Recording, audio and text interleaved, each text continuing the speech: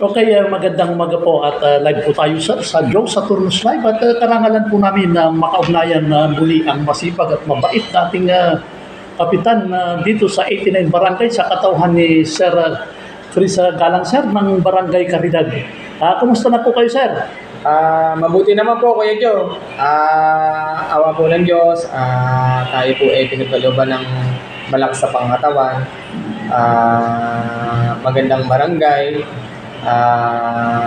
Salamat po sa kanya. Kung hindi po dahil sa kanya, siguro po wala po tayo dito sa kinatatayuan po natin ngayon. Maraming po salamat, Kuya Joe.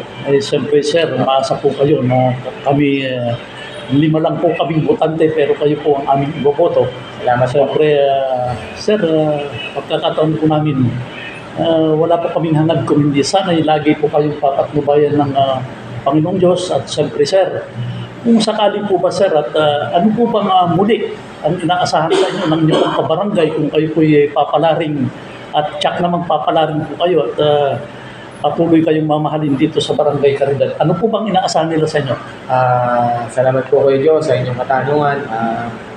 Sa aking pong mga kabarangay, kung ako po ay muling papalari na aking pong kasama ng Team Galang, umasa po kayo na patuloy po kami maglilingkod at ibibigay po namin ng lahat para matulungan po yung ating barangay. Unang-una po sa problema po sa atin sa baha, kahit po yung sa health po, kahit po yung mga simple na nagiging problema ng barangay, gagawa po natin ng solusyon, gagawin po namin lahat upang masolusyonan po yung mga problema po na yan. Actually po, yung sa sinasabi ko nga po nung nakaraan, yung kwento ko po tungkol po dun sa drainage na pinapagawa po natin, ang Barangay Caridad po, yung sa purok po ng West, yun po yung pinaka-main na dadaanan po ng ating drainage. Kinausap po ako ng may-ari ng lupa na kanya po kasing isasara na sapagkat yung drainage po natin na yun ay dinadaanan po ay private lot po. So, yun po, kinausap po niya ako, pinaliwanag ko po sa kanya kung anong sitwasyon na kung ito po isasarado po, matuloy po tayong babahayin at kahit hindi po umuulan, kahit hindi po tag-ulan, tag-araw po, permis po kahit ang haling tapat ay may tubig po sapagkat po yung tubig dadaloy po sa daan po kasi po wala po siyang aagusyan. So, siya po pinakiusapan ko po na kung kami po ipapalarin, unti-unti po namin gagawin yung drainage na yun para makalabas po papunta sa creek. Sabi ko po, bigyan niya po ako ng 2 to 3 years kasi po yung budget po ng barangay hindi naman po ganun kalakihan. Every year po, nagpapagawa kami ng drainage at nagpapalinis din po kami. So, yun po ang isang solution. And then, yung malaking solusyon po na problema po sa atin sa pagbaha, pinaliwanag ko rin po sa ating mahal na punong lungsod, Mayor Michael Elizabeth Vergara, na tulungan po tayo sapagkat ang tubig po natin wala pong dadaanan kung hindi doon lang po sa creek. So, napakababa na po ng lugar natin, tayo po ang nagiging catch basin. Kaya ang isang paraan po, malinis po yung creek na yun upang ang tubig po ay dumaloy po. Sapagkat pagka umuulan po, napakatindi po ng tubig dito po sa ating barangay. Simpleng ulan lang po, bumabaha na po.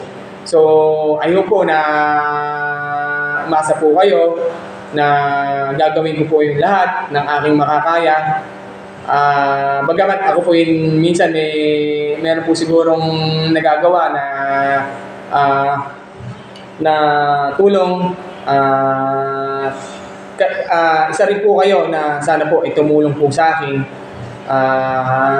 para masolusyonan po itong problema, na sumuporta po kayo, na masa po kayo na gagawin po namin ang lahat ng Team Galang po para po sa barangay, yung mga problema po na ating tinatahak dito sa ating barangay po. Okay, congratulations na, Sir. Siyempre, kunin po namin ang pagkakataon dahil sa marami po kayong kaagapay na hindi ko pong sabihin yung pong mga konsihal at lalong higit din sa nakasama po sa ito pong inyo pong masipag na sekretary sa kataon ni Joe Art Carpina at siyempre sa inyong tresurero Sir, pwede po bang malaman kung ano po ang mga pangalan itong inyo pong mga kaagapay dito sa Barangay Caridad?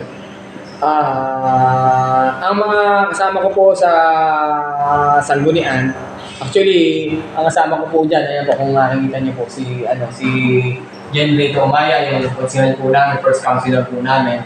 Andyan din po si Ariel D. Esbiray, yung barangay counselor po namin. Andyan din po si Arlene Padilla. Andyan din po si Maribel Eugenio. Andyan din po si Romel Corpus. Andyan din po si Consial Josidino Aguinaldo, Pedrito Fernandez. At yung pong aming sekretaryo na si George Carpina at ang aming pong treasurer na si Juliet Lopez.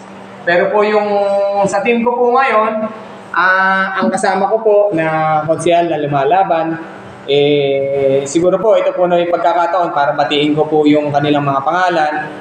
Unang-unang lahat po, ang kasama ko po na katim ko po ngayon na lumalamang konsyal si Rowena Navarro, si Maribel Eugenio, si Ariel Biray, si Michelle Umayan, si Dikdik Umayan, si Pedrito Fernandez, at si Jun Aguinaldo po. Yun po yung kasama kong konsyal po, kasama po yan. Tapos po yung SK chairman po namin ay si Joshua Navarro po. So, kayo na po ang bahala. Umasa po kayo na pagka pinagkaloob po sa amin itong posisyon po na to, nabigyan pa po kami ng pagkakataon na maglingkod, gagawin po namin ang lahat para po sa barangay.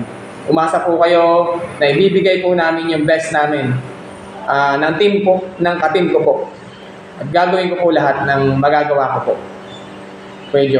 Okay, congratulations at siyempre God bless Kapitan Chris Galancer at yan po ang ating mabait at pasipan nating kapitan dito sa Barangay Caridad. At sabi ko nga, siya po yung aking pong nakaugnayan na subalit. Ito siya po yung binabati kong lagi sa aking programa sa Diyos sa Turmuslan. Kaya nga, congratulations at buhat dito sa lungsod ng Cabanatuan, ito si Kuya Job sa Turno ng Ulan.